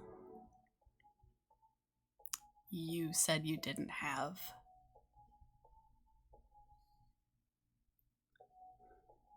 Tilly begged me to not tell you. I'm sure she did. She was afraid of what her child had become. They haven't spoken since the final nights. And Tilly said, please don't tell them. I don't. She said, I don't want them to spare her if she's too bad. Good. My regrets, I guess.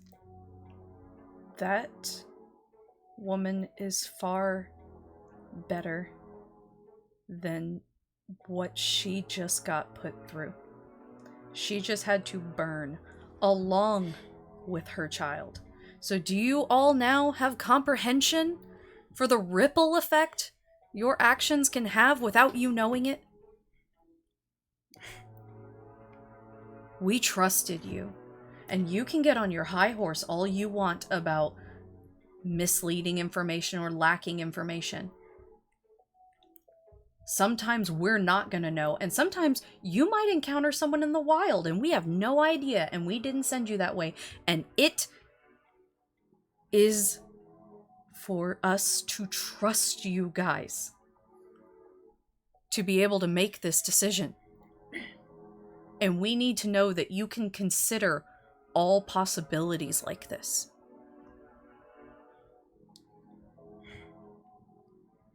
This isn't just about you. It's about all of us. All us kindred are connected. When you decide that one can't be saved, I want you to remember Tilly. I want you to think about what you just saw down there. For what will be probably about another week of her life. And I want you to stop and think that other kindred might suffer because of your actions, and I want you to be ready for it. You think some of them might lose face? Thomasina. It's not about losing face, Thomasina. It's about protecting the Masquerade and protecting our own. Do you even know who the Second Inquisition is? Do you have any concept of what is actually out there trying to kill us? We can't afford for it to be each other. It's the only way I see it going down. I get it. She didn't want anyone to know, and I get why. Oh, I really get why.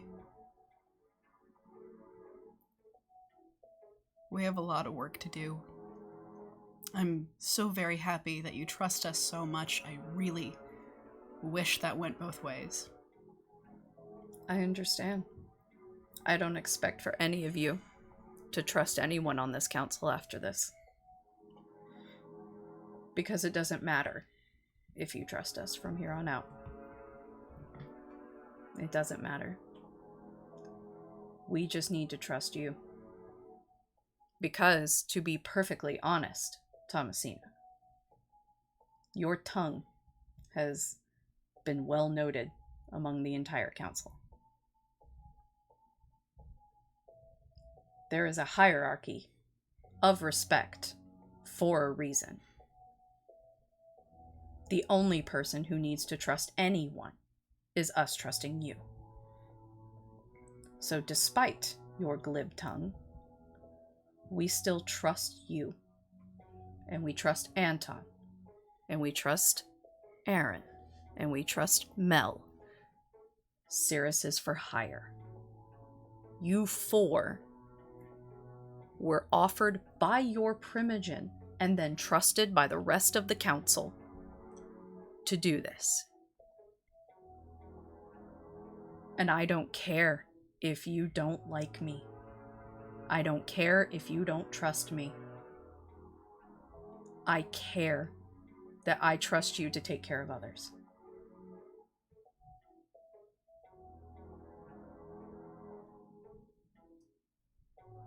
I will let you all ask me whatever you want until I get tired of it. I'm sure Anton can tell you that this is not something I usually entertain. I will give you full honesty for whatever you want. What do we do when the Banu Haqim acts the way he did again? When he chooses to use excessive force? Firstly, you will address him as Cyrus. You will not call him the Banu Haqim. But he lost control and he has been dealt with. If he becomes a liability, he will be dealt with further. So he's still alive? Yes. And on a short leash.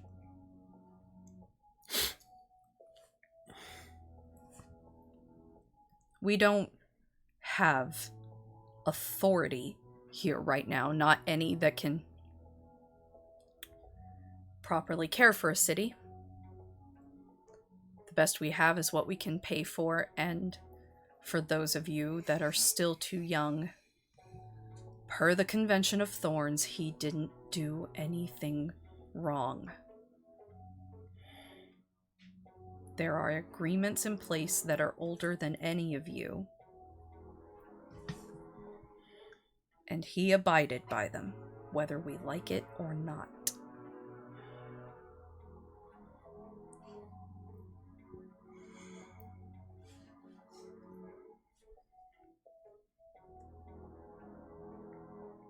What would you change? This might be more of a Brujah question. What would you change about our society? How things are now? It's not working. How would you fix it? Personally, institute a prince that cares as much about this city as you all do. I would find every lost childer and bring them in. I would have a functioning Camarilla. Maybe even kindness with anarchs, if we had to, much as that pains me. I want a city that can sustain itself when the oncoming storm of the Second Inquisition hits our doorstep. Because they're here. We have found them and taken them out where we could. But they're not here in excessive force, and we need to make sure that they don't feel the need to bring more out here. And you said it a few times. Who is they for the Inquisition? Is it another round of Sabbat? Is it lupines? Is it? It's worse. It's worse. It's humans. It's the FBI. They broke the Nosferatu network years ago. And there are a lot of names in there. That is why we have you talk in code. That is why we protect you with everything that we have. And I just want this city's kindred to outlive this. Because they're humans. They'll die. That's why Tabitha sent in the cleaners. Tabitha scrubbed every single ounce of you all from that building.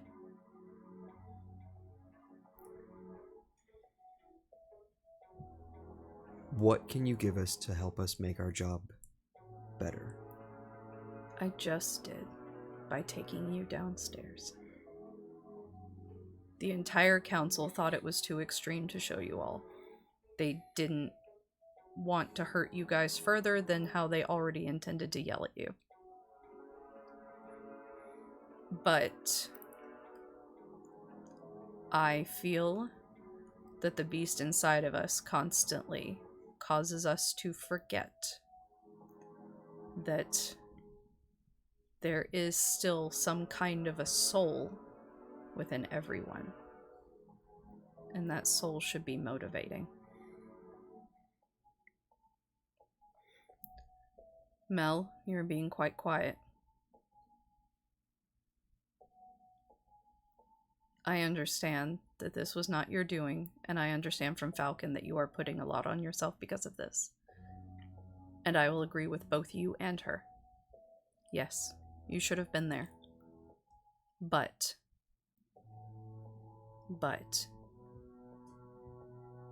no one in this coterie should be such a linchpin that without one, the entire group fails. So don't put that on yourself. You're a good leader. Aaron, you are a good cop. Thomasina, you are a wonderful superintendent. And a wonderful businesswoman. And Anton, for how much I have yelled at you tonight, you do make me proud as a Tremere. And I'm sure that your students like you too.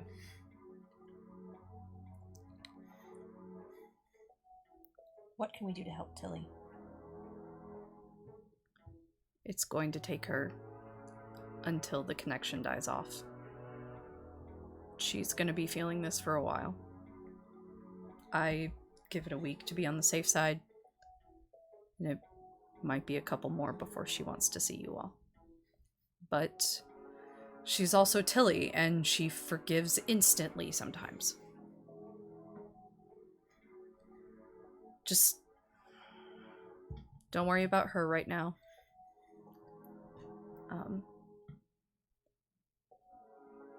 Send flowers. She'll appreciate it.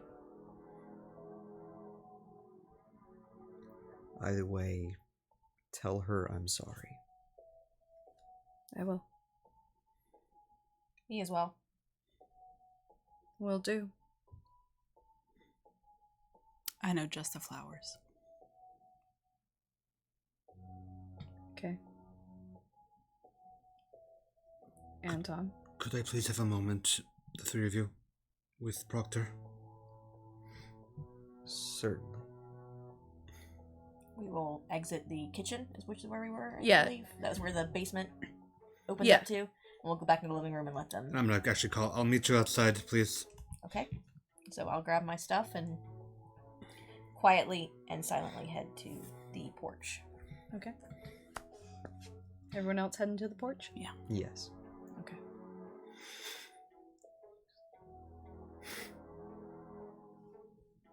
Blow up as you need to. I'm sorry.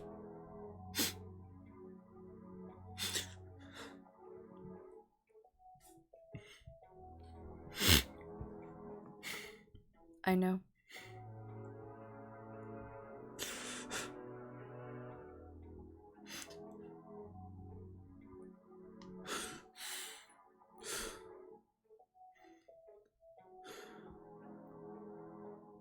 I have greatly failed the Tremere.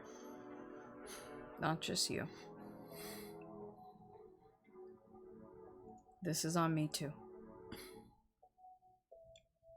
We need you, I know that now. but that is no excuse for me forgetting the casualties of war. No, it's not.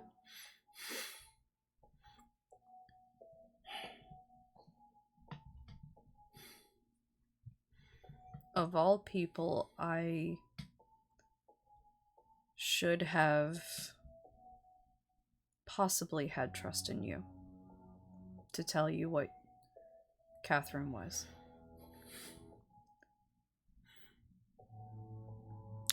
At the final nights, we lost so many.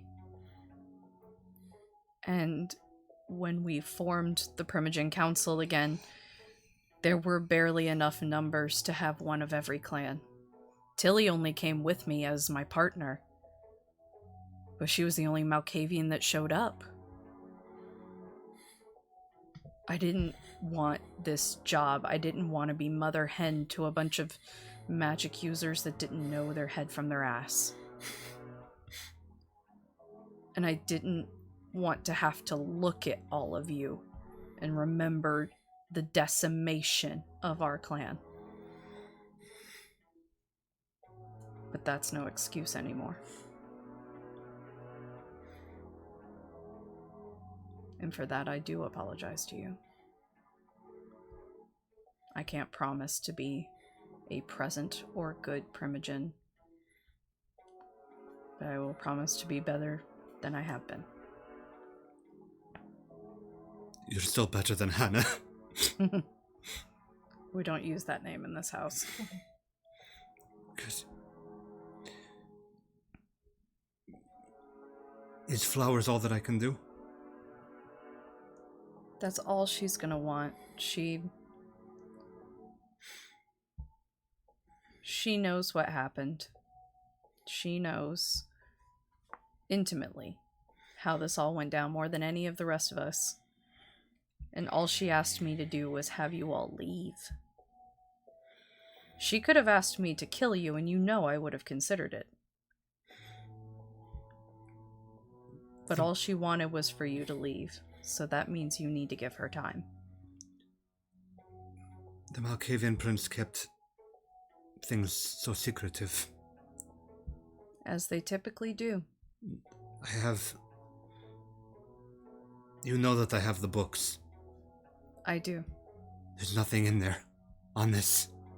I know. He ran Atlanta for decades, and there's nothing in there on this. I know. God. We have contacts you can reach out to. Maybe find more. I have connections in Vancouver, just as you do. They might know more of what can help.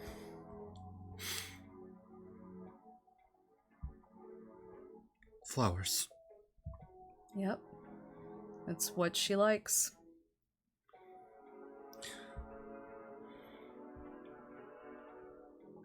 I'm so sorry. Me too. I think you should go join your coterie. I'm gonna go feed Tilly. I'll stand up and I'll just say, can it not be 10 years next time? Maybe 10 weeks. And she kind of laughs and says, you're allowed to text me, I guess. Thanks, Mom. Oh, that I don't like. Just Proctor is fine. Proctor. Goodbye, Anton. Just walk outside and join the other three. I imagine my face is now streaked in blood. Yep. Mm-hmm.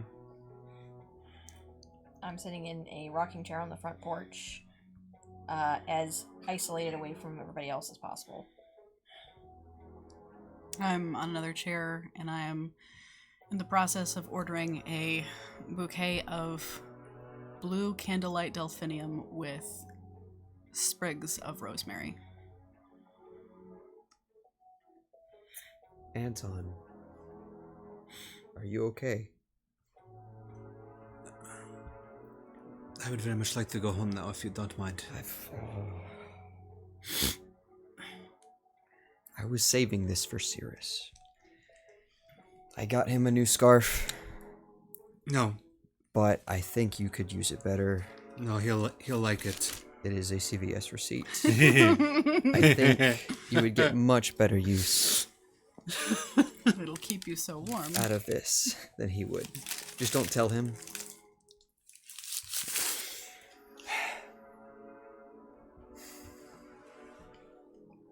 I'm very sorry that I dragged you all into this. Well, I think we dragged ourselves into this. I think we all got dragged. A little. That's fair. I need to go home. I need to reevaluate some things. I'll go ahead and start walking to the car and unlock it. As they all stand up to exit, I tell them I'm going to take an Uber. Okay. And so you're all gonna get into Thomasina's car. Mm-hmm. Into the Genesis and driving back to the Athenium. I'm just gonna. Well, before we get, I'm gonna look at Melisende and just go. Please.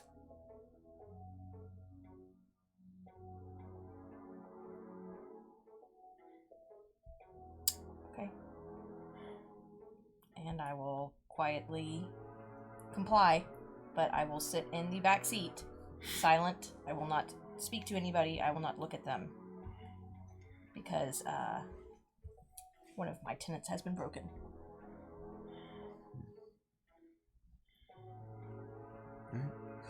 I'll get in. I guess the front seat. I get the message. Okay. And so you guys are driving on back. Yes. And so you head back to the Athenium, Mm-hmm. pull in. I'll get out of the front seat. Mm-hmm.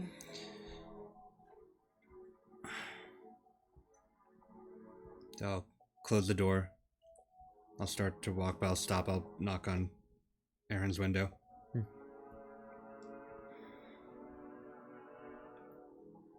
We're still friends, right? Yeah. And you can call me anytime if you need to talk. I promise I won't dig. I'll just listen. Thank you. So you're back in your vehicle? Well, I'm going inside the house. Okay, really well, quick. I exited the same time as everybody else. Mm-hmm. Stayed maybe against the wall on the door leading up to the Athenium. Didn't actually go in. Didn't go to my vehicle. Just kind of stood there. And, I'll ascend the stairs. but before you did, I stopped you. Mhm. Did not look at you. Mm-hmm.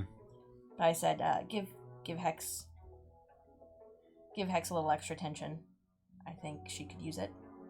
And I think you could too. Does she want it? Only way to know is to try.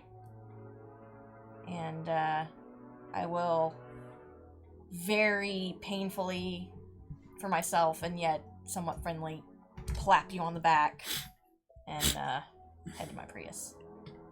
Mel, before you leave, same offer. If you need to listen, honestly, or if you need a punching bag, just let me know.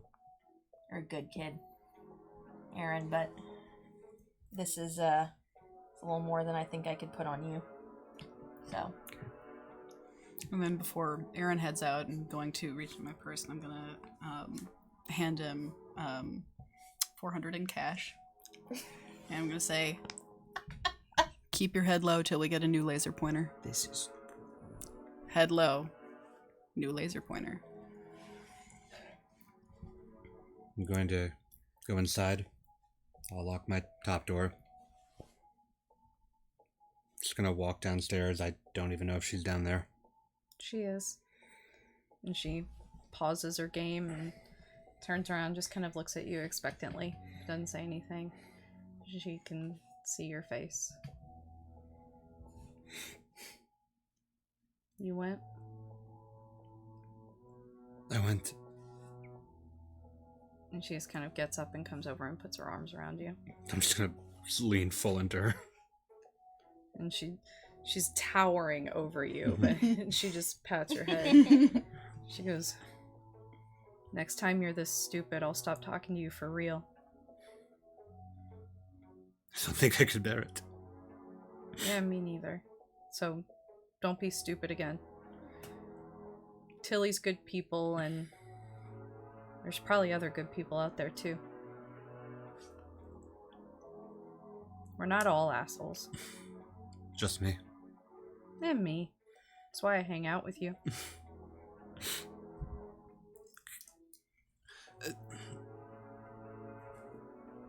Can you stay? Yeah.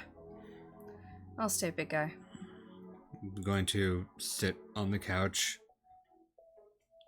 I'm going to pull out my regular phone.